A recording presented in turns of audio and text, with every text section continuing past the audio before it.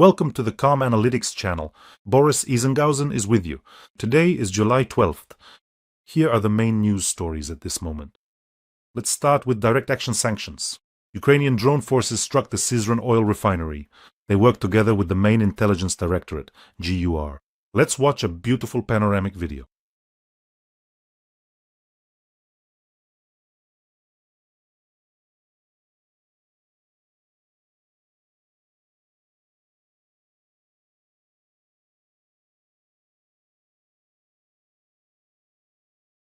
Beautiful. The Syzran Oil Refinery is one of the largest refineries owned by Rosneft and a key enterprise in the southern Volga region. Its annual capacity is 8.5 million tons of oil. That is, it's about 3% of the total oil refining volume in the Russian Federation. It is part of the Samara group of plants together with the Novokuybishevsk refinery, which essentially maintained the fuel balance of the entire Volga region. It no longer does. As you saw, it's burning in several places at once. This very group, the Samara group, along with others, became one of the reasons for the fuel collapse in the Volga Federal District. And now the Syzran refinery has been added to that as well. That is, both primary oil refining units, AVT6 and AVT5, have been damaged, plus the catalytic reforming unit, and that means this plant will shut down, and it will be for a long time. This is already the 12th strike on the Syzran refinery. This plant stopped operating at the end of May, but the Russians dug out all the spare parts they had in storage, tried to fix it, and now it's been hit again. And this time, it's really serious. In short, it will stop working for a long time. And the 12th strike on a single plant proves that our drones will definitely return and finish the job if they have set that target for themselves. You know what's most interesting? Despite all the meetings Putin has held, the fuel crisis hasn't gone anywhere. In other words, imagine this. Putin ordered the fuel crisis to stop. Stop fuel crisis. But it hasn't disappeared and is only getting worse. If before, Russians had to wait several hours in line for gasoline, now it can take up to 3 days. People are spending the night in tents while waiting in line for gasoline. Just 6 months ago, it would have been impossible to imagine something like this. In Crimea, for example, if before you could drive across the Kerch Bridge and find gasoline there, now you have to go even farther. I came across a video by a Crimean blogger who said that the hunt for fuel doesn't always end successfully, even beyond the bridge. You know, the way they describe it, it's like a real-life computer game, except in this one you can actually get punched in the face and end up without any gasoline. You have to drive hundreds of kilometers, get through all sorts of traps, deal with angry local bosses at gas stations, fights with scalpers, showdowns with local residents, and still, right before your eyes, the gasoline runs out. It's just like some kind of modern computer game. So how are things in Crimea? Are they still dancing to the song Mother Earth, or is it not as cheerful anymore? By the way, friends, don't forget to subscribe to this channel. It's important. You can do it right now without putting it off. We're fighting against Putin's propaganda, and together we'll be much more effective at it. And one more important thing. Everyone who subscribes to this channel will have soft and silky hair. So make sure to subscribe.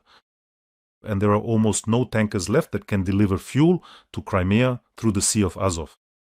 You won't believe it, but last night there were another 14 ships lost in the Sea of Azov. Our drones set fire to the oil terminal in Kerch, burned 4 car ferries and about a dozen tankers. I don't know, but it turns out that the Russians have lost almost their entire shadow fleet in the Sea of Azov. In just 1 week since July 6th, 90 units of the Russian Federation's shadow fleet have been destroyed by the drone forces of unmanned systems. By the way, media calculated that every 112 minutes, a drone catches up with a tanker, tugboat, dry cargo ship, or some other special vessel of the enemy. And let's watch a video to see how it happened last night.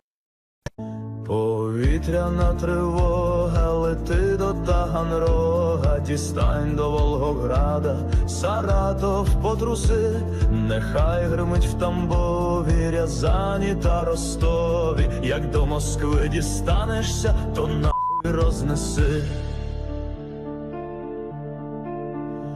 Дехто каже, що це гріх і так не треба, гнів та розпач можуть карму зіпсувать.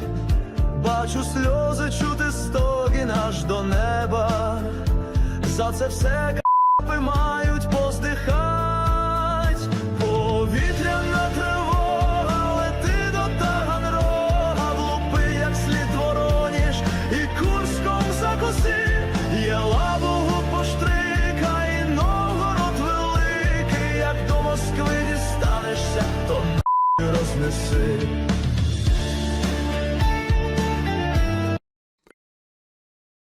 So apparently the Shadow Fleet ended up trapped in the Sea of Azov, that very same inland sea of Russia as Putin called it.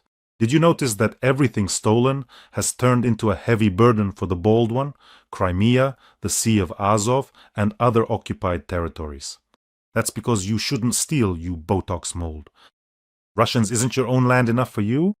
You have the largest country in the world. I won't get tired of repeating, you have 17 million square kilometers of your own land, 2/3 of your territory is simply undeveloped, enormous areas. You could live as you please, build as you please. But no, you go after what belongs to others. In the end, you'll burn your hands on what isn't yours and lose your own as well. What, didn't you read Pushkin as a child? So read or reread that fairy tale about the fisherman and the fish. How did it end there? Well, Ukraine and Ukrainians are performing a truly incredible feat. This feat will definitely be included in all history textbooks. And in every episode, we have an important fundraiser for the Defense Forces of Ukraine. Today we are continuing to raise funds for mobile command posts for our air defense forces, for those who shoot down Russian drones and Russian missiles, for several air defense units and for the 152nd Jaeger Brigade. Our soldiers have recorded a video message for you. Please take a look. 152 бригада і підрозділ повітряних сил України та канал Бориса Тізенгаузена починають збір на 2 командні пункти, щоб збивати шахеди над нашими містами і запускати дрони-перехоплювачі. Сума чимала, але тільки разом ми можемо дати ворогу по зубам. Слава Україні! Героям слава! Let's help our air defense forces. Your help for our soldiers is needed now, and it is very much needed. The link to donate is in the description of this video. There are options for Mono, PayPal, and Privat for those who want to help from abroad. There is a QR code in the corner which also leads to the donation page. This is for those who are watching on another channel. In this fundraiser, we have just a little over 20% left to collect, but I think if we push a bit, we can close the fundraiser for our air defense fighters. In every episode, I thank you personally and on behalf of the hundreds of our soldiers whom you have helped. Thank you so much. And now here is some news that will seem absolutely unreal to you. But they are real and they are from Russia. A resident of Penza shared on social media a life hack, how she rented, in quotes, from a friend her son with a disability and his certificate and went to a gas station to get fuel without waiting in line. Moreover, she filmed all of this on video, showed the child with a disability in a car seat in the car and said, "This is my pass, this is my life hack to get fuel without waiting in line." I honestly don't even know how to comment on this. I really don't know. So there you have it, news from the Russian Federation. Seriously, if Russians had read news like this a year ago, they probably wouldn't have believed it. But it's possible. In the Rostov region, a gasoline reseller was detained who tried to transport fuel to other regions in 200-liter barrels. You know, I think the day isn't far off when we'll read a news story about an organized crime group hijacking someone's gas can on the highway. We've already seen fights and stabbings in lines for gasoline. Soon, gasoline itself will just be the new currency. In Novorossiysk, local residents tried to seize a fuel tanker. This isn't a joke, these are absolutely real news stories. For the most zealous comrades, there are punitive measures. The State Duma has threatened criminal liability for those who seized fuel tankers in Novorossiysk. An entire deputy head of the Energy Committee got involved and threatened the fuel tanker hijackers. Because, well, if you had read something like this 6 months or a year ago, would you have believed it? At a gas station in Novorossiysk, drivers blocked a fuel tanker, believing it was unfair that the fuel was going not to them, but to some security forces, special equipment, or someone else. In Crimea, soon people will be paying for everything with gasoline. You know, back in Soviet times, the most solid currency was a half-liter bottle of vodka. That is, you could pay for anything with it. What money? What gold? Gasoline. There it is, the new currency of the Russian Federation. Representatives of several NATO countries expressed interest in resuming dialogue with Russia at the summit in Ankara, according to Slovak Prime Minister Robert Fico. I didn't include this news in the broadcast for nothing. Let me quote him. Several NATO member states expressed interest in dialogue with Russia, which I have long welcomed and supported, said Fico. And Fico reminded that Slovakia will not participate either in the 70 billion euro aid package for Ukraine agreed upon at the summit, I remind you, nor in the 90 billion euro loan for Kiev through the EU. I think it's been a while since I heard about Fico. And here he is. I welcome the fact that someone wants to communicate with Russia. You see, he went quiet after Orban crashed and burned. He went quiet, like a mouse hiding under a broom, sitting there quietly, speaking very carefully and cautiously. Really, Fico is like that naughty boy from the stories. When Ukraine started hitting the Russian Federation hard, when the fuel crisis began in Russia, Fico hid around the corner and would peek out from there, occasionally croaking something. A disgusting character. I remember when he flew to see Putin, he was always walking around in some kind of half-bow. In general, he was fawning terribly. Repulsive character. Such a grotesque character. In movies about villains, there's always the main villain, and he always has some kind of assistant, a sniveling one, the most pathetic. That's exactly who Fico is. By the way, it's not just Fico who's gone quiet lately. Lukashenko has disappeared somewhere too. Did you notice after his visits to Moscow and Beijing? Lukashenko, hey, strawberry-faced, where are you? They're looking for you here. He turned off the relays and is sitting quietly. I thought I'd check in, see what he's talking about, what he's up to, whether he's doing something stupid again. He lulled everyone into a false sense of security and is up to mischief again.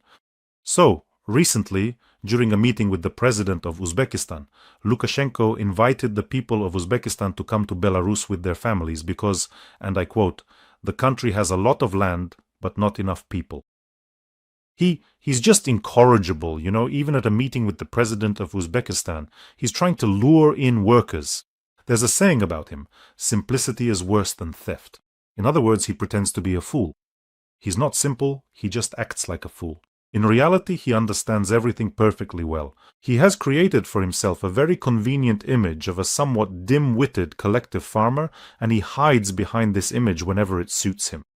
But when necessary, believe me, he calmly gives orders to shoot, to torture, even to go after protesters. If needed, even if they're teenagers, he'll do all of that.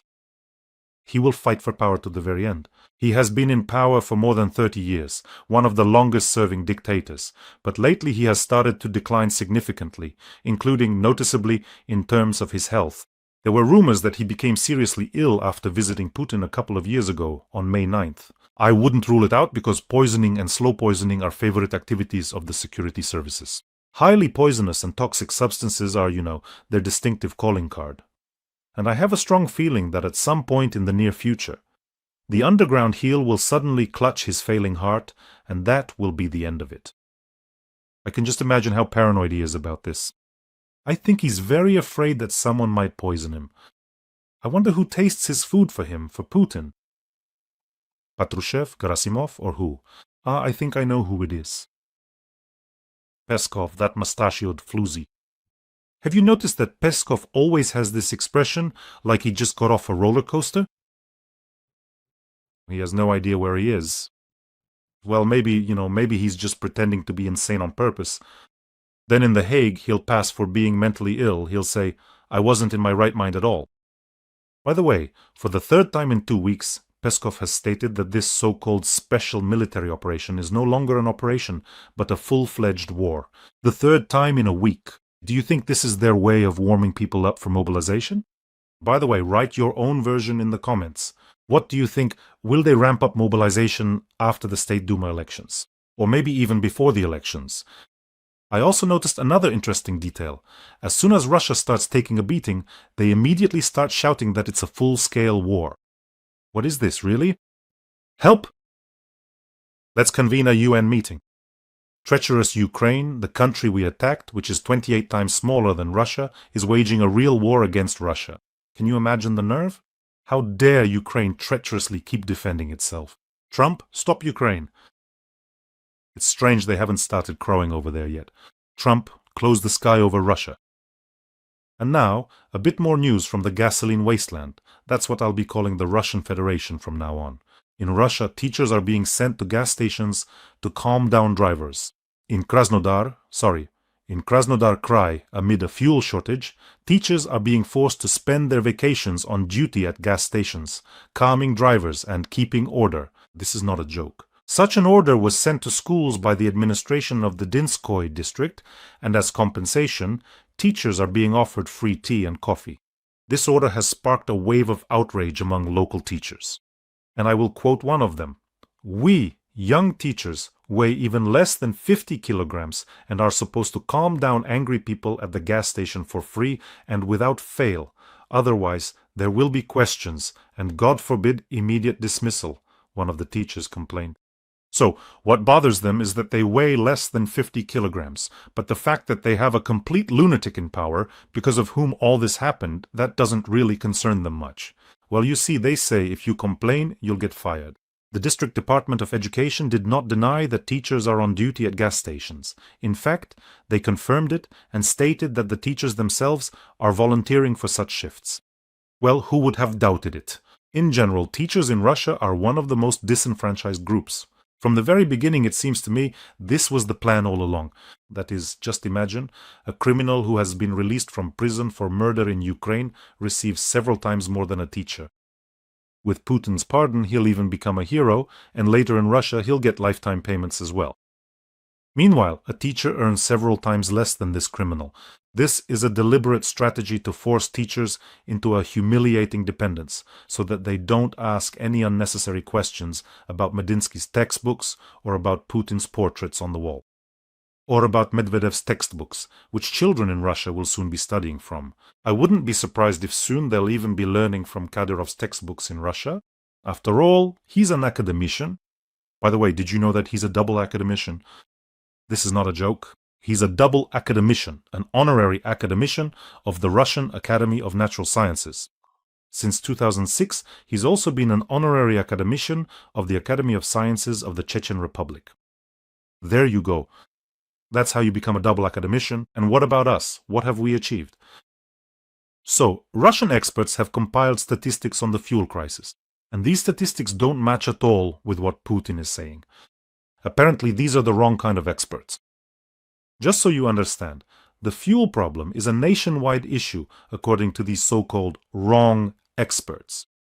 A shortage is observed in almost all regions of the Russian Federation, except for Chukotka and the Jewish Autonomous Region.